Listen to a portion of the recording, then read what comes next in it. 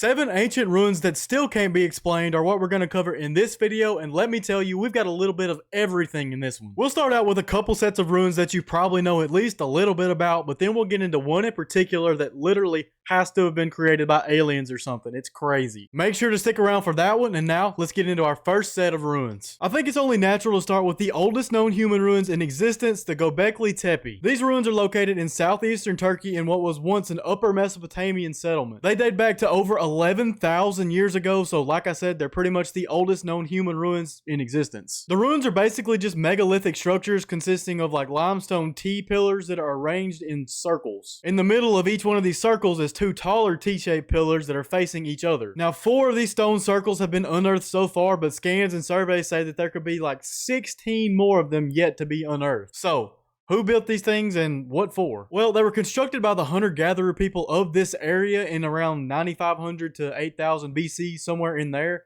And these people lived in a little semblance of a village. These people would hunt animals like gazelle, and they would gather berries and nuts, whatever was there, you know, just typical hunter-gatherer stuff. But they would also start farming cereal grains. Within these ruins are things like grinding stones and mortars and pestles, so it's likely that they started to process these cereal grains as well. So just what exactly did these people create these stone circles for? Well, nobody knows for sure, but when we look at a few more details and some context, we can kind of get an idea. On the faces of some of these pillars are engravings of the animals that would have lived in this fertile paradise area. There are carvings of foxes, lions, vultures, wild boar, a whole bunch of other animals that lived in this area. Now some of the other pillars have things like humanoid arms carved into them, so that could point to something like a deity or something like that. It's thought that these structures have all these different engravings and symbols as part of some kind of spiritual thing, like it could have been used for even like a burial ritual, something like that. Something to do with the worship of a deity and the animals of the area. In most other ancient structures, we see some connection to death and the afterlife and the ritual to send these people to their afterlife. So why would this be any different? The carvings of vultures on these pillars would certainly tie back to death, as would the human bone fragments that were found in the layers of dirt in the Göbekli Tepe ruins. Now this is where other speculation comes into play. There weren't any clay figures or any real evidence that these people lived at Göbekli Tepe as its own like village. It more looked like they lived there part of the time, like parts of the year. Now while that could be normal for some nomadic people of the ancient days, some people speculate that Göbekli Tepe was a meeting place for cult activities that had something to do with death. This could have been where this strange ancient death cult met and sacrificed their dead, whatever they did in a death cult. I don't know. I don't think this is true, to be honest with you. I think it was just an ancient kind of temple area and people died and that's where they buried them. But you never know. Maybe once we excavate the other 16 sites around the area, we'll have a better idea. Just real quick, thank you a ton for watching. It means more to me than you will ever know. If you're enjoying this video, hit that like button and subscribe for more. And now, let's get back into it. Next up, let's cover the cultural monster that is Stonehenge. Stonehenge is probably the most famous of all megalithic monuments, as it's located in Wiltshire, England, and it's been a protected area since the 1800s. Now, if you've never seen Stonehenge, you might live under a rock, but here's a picture of it. Now, it was first constructed of a very early henge monument, which is basically just a big bank in the dirt in a circular pattern that was used for some sort of ritual most of the time. This first construction occurred around 3100 BC, but what it's actually famous for comes after this. The giant sarsen stones that are arranged in a big circular pattern that we all know and love started being placed and constructed around 2600 BC. These stones are around 13 feet tall by 7 foot wide and weigh about 25 tons. Now there are some of these big heavy stones on top of the vertical ones that are standing there. So how they got these 25-ton stones on top of the vertical stones that are 13 feet high, I don't know. I really don't know. Kind of like the pyramids. I don't know how they did it. Anyway, inside the row of sarsen stones are the little blue stones, which they're not little, but they're smaller than the sarsen stones. They were placed around 200 years after the big ones. Alright, so just who built this monument and why? Well, as we said, around 3100 BC, the Neolithic people of this area started building the embankment in the ground, and then they added stones later on. More stones, more stones, more stones, and now it is what it is today. The leading theory as to what Stonehenge actually was is some sort of burial ground, like Göbekli Tepe. From its very beginning around 3000 BC, human remains have been found in the dirt that date back all the way to then, and then after that. Now, other people think that it was tied to some sort of astronomy or celestial object worship, something like that. because it aligns with both the summer and winter solstices. Now, as we all know, many ancient cultures studied and even worshipped the stars and the moon and the celestial bodies, stuff like that. So it very well could be a burial ground, like we said, that's tied to celestial body worship. Or it could be giants. Nobody knows exactly how the sarsen stones were put in place. It was probably some wooden sledges or rollers that allowed the stones to be rolled into place and then set there. But it could have been something like giants or something else in the magical sphere, which is why it's on this list, because we don't know how it happened. Now, let's leave England and visit my neighbors to the south. We're talking Teotihuacan, Mexico. This was an ancient city about 25 miles from Mexico City that was founded in around 400 BC, and it contains some of the greatest structures ever built by man. I mean, this place is literally nicknamed the place where gods were born, so you can imagine how awesome it is. Within the city are the Pyramid of the Sun, the Pyramid of the Moon, and the Temple of the Feathered Serpent, aka Quetzalcoatl. I think I pronounced that right. I tried. The Pyramid of the Sun is about half the height of the Great Pyramid of Giza, and while it's thought to be tied to some type of deity worship, we really don't know.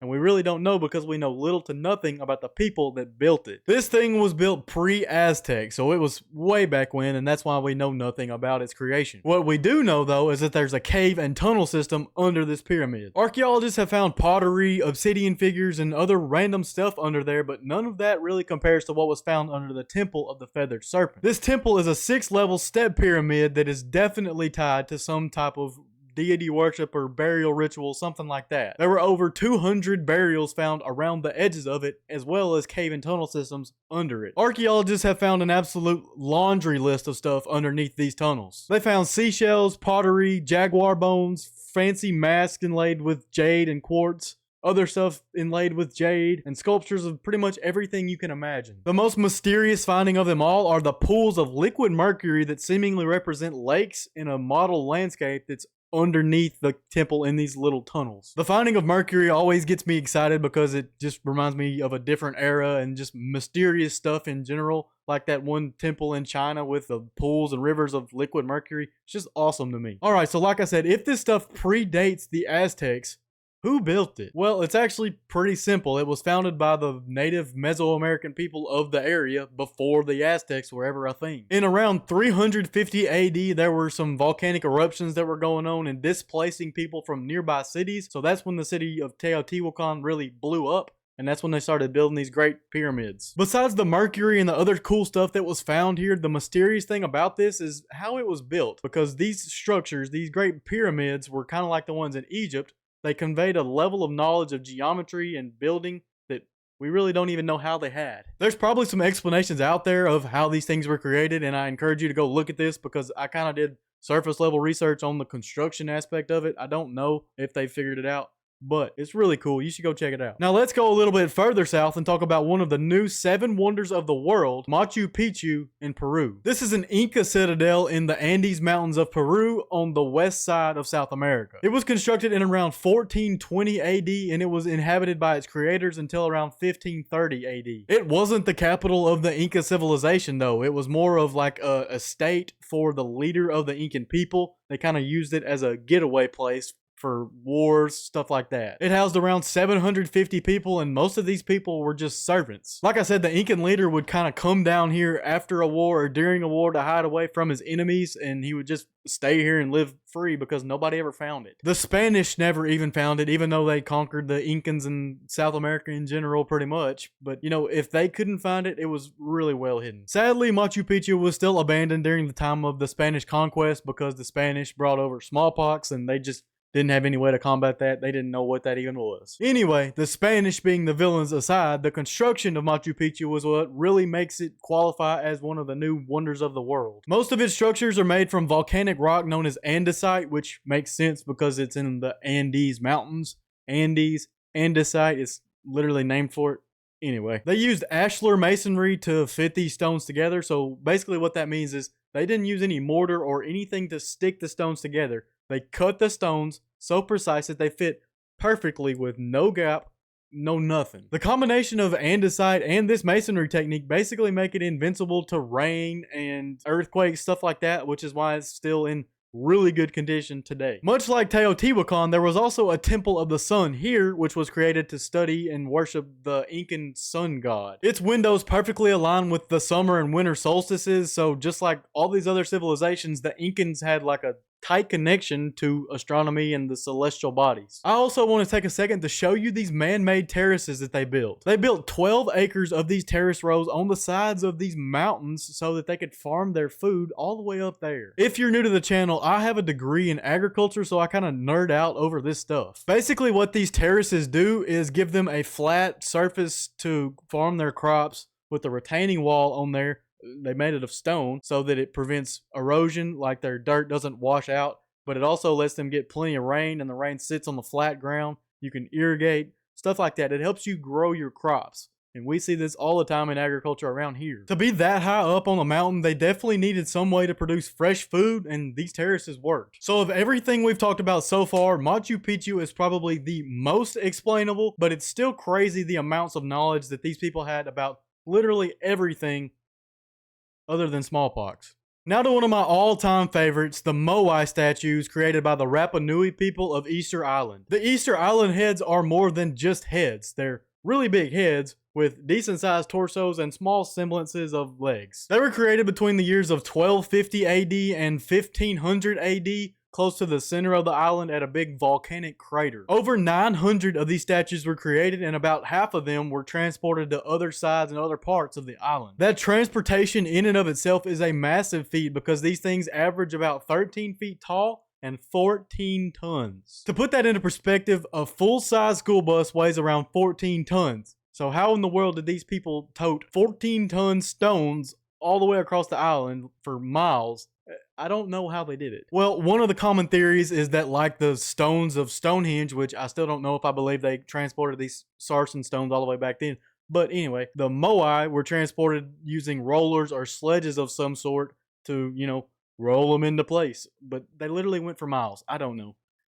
It's crazy. It's estimated that even to do this, it would take like 50 to 150 people. That's crazy. It's a huge undertaking, but I guess if that's all they had to do, then it makes sense. Another theory says that the statues were left upright and they were walked using kind of like ropes and stuff like that, rocking it back and forth to get there. But whenever they've tried to recreate this stuff, the statues kind of chip and break on the bottoms, but that could be because they're so old. I don't know. But anyway, people still do experiments to this day of like actual practical experiments recreating how they would do this, so maybe one day we'll get a concrete answer. The fact of the matter is that they did it. They did transport these things, and they're all the way across the island, stuff like that, but along the paths of leading to more Moai are Moai that are face down because their transport method failed. So obviously it wasn't easy. Alright, so that's who created them and how, but why did they create them? Well, they're obviously figures that are symbolic of authority and power, but they're also thought to symbolize the ancestors of the people of Rapa Nui. Almost all the statues face inward toward the island to provide oversight for the people. I think there were around 7 that are facing out to kind of guide and oversee people that are coming in from the sea to the island of Easter Island. So they thought a lot of people outside too. I don't know. They wanted these things to look and guide them here. Or maybe they were for protection. We really don't know for sure because there was a whole thing whenever they got conquered that all their culture was lost. It's really sad. The Rapa Nui story is really, really sad. But we have the Moai. We have my profile picture, which is Dwayne "The Rock" Johnson in a Moai pose. I don't know why that's my profile picture, but anyway, let's go. All right, let's talk about one of the most ambiguous sets of ruins, the Bosnian Pyramid complex. This is a pseudo-archaeological theory that says that the giant hills around Visoko, Bosnia are actually giant man-made ancient pyramids that have since grown up in greenery. Alright, so basically there's this businessman named Samir Osmanagic who has crafted this theory and turned the site into a tourist attraction, so there's a big ulterior motive there. But here's the gist of it. These big pyramid-shaped hills around Visoko were actually crafted into pyramids by the ancient Illyrians that lived in this area in around 12,000 BC, which is a long time ago. He has named these hills to be the pyramids of the sun and moon, of love, of the earth, and of the dragon. Here's the thing about this theory. The Illyrians were never known to have lived here until around 10,000 years after this guy said that they built pyramids here. There's also no real archaeological evidence that there was ever a man-made structure on these giant hills or in these giant hills, because apparently it was a whole pyramid created by these people. But anyway, his excavations and archaeological digs are actually hurting other sites that are real. Like there's a medieval castle on one of these hills, and he's messing with it, digging and trying to find these ancient pyramids, and it's just really bad. To make matters worse, this guy believes a very fringe theory that these pyramids served as some sort of transmitter for what you call standing waves. Now, these standing waves are signals that are transmitted faster than the speed of light that allow for intergalactic communications, kind of like an intergalactic internet. So yeah, you can basically cross this one off the list. It is not real. There is no way in the world this thing is real. Well, the hills themselves are real. They're what you call flat iron formations, which are a real land formation that's found pretty much everywhere. I mean, there's probably hundreds of them across the earth. So yeah, just no. Our final set of ancient structures is the Great Wall of China. The Great Wall of China stretches a distance of over 13,000 miles worth of defensive protection for the ancient Chinese people. While it obviously doesn't stretch to the modern day borders of China because China is like massive now, it served as really good protection for the ancient Chinese people against like nomadic tribes of the area. The oldest parts of the wall were constructed during the spring and autumn period of Chinese history, which took place from like 771 or so BC to 476 BC. I think that's right. And then this would continue to be worked on little by little during the Warring States period until like 226 or so BC. These early parts were built from what you call rammed earth, which was basically just like dirt and limestone and gravel, whatever you could find, packed together along with stones and lime and other stuff. Really basic building materials. They even had some wood stuck in there, which obviously is not going to last for that long. So that's really why the old parts of the wall kind of fell down and they're not really there anymore. You could tell where they were, but that's about it. Later on during the Ming Dynasty, which was like 1368 to 1644 AD,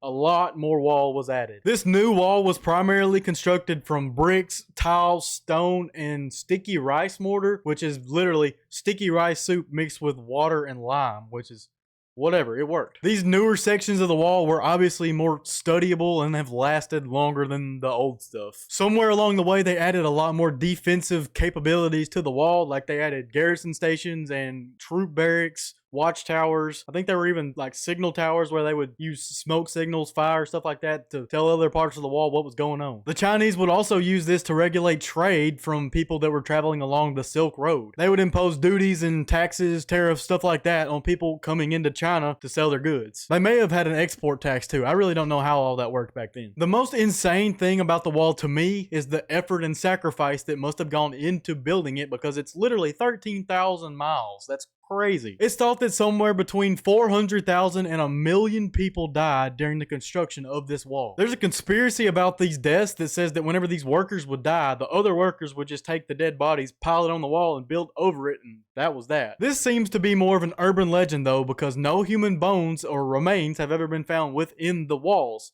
But it's very possible that in the 13,000 miles of the wall, we just haven't seen the human bones yet, and we could see them later. Speaking of it being possible that somebody hasn't seen something yet, you need to check out this video right here that's going to tell you about 7 ancient artifacts, because if you like this one, you're going to love that one. Remember to like this video and subscribe for more. I'm going to push out more content than ever before starting right now. In the meantime, I'm going to go find a hill on my family property and say that it was some sort of pseudo-historical ruins of some kind, so that I can be rich too. Peace.